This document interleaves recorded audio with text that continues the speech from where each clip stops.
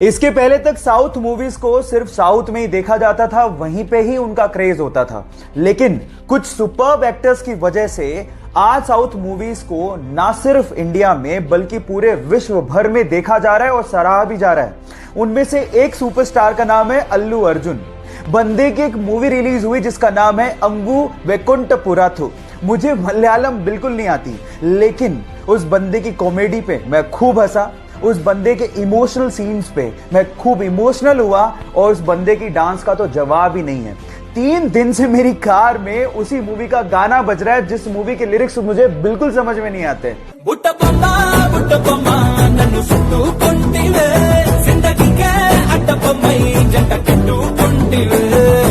देख रहे हो, मतलब ये क्रेज है उस बंदे का। अल्लू अर्जुन, जिसे हम स्टाइलिश स्टार भी कहते हैं, उस बंदे के लिए एक हार्ट तो बनता है। येस बैंक के साथ जो हुआ उस चक्कर में फोन पे ऐप फंस गया, क्योंकि उनके ज्यादातर ट्रांजैक्शन येस बैंक के साथ होते थे।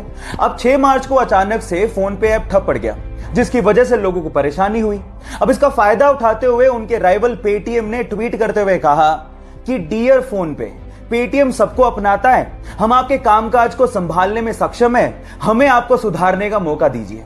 इस बात पे फोन पे ने रीट्वीट करते हुए कहा कि डियर पेटीएम, अगर आपका कामकाज इतना ही अच्छा होता तो हम पहले से बोल चुके होते।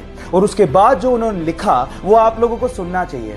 उन्होंने कहा कि संकट की घड़ी में अपने साथियों को छोड़ने की तेजी किस काम की।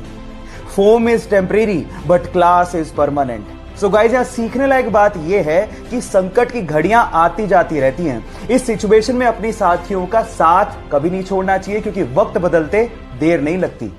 वो बचपन से ही बोलने में हकलाता था, इसलिए उसे स्कूल जाने तक में डर लगता था, क्योंकि उसके स्कूल के सारे दोस्त उसे चिढ़ाया करते थे।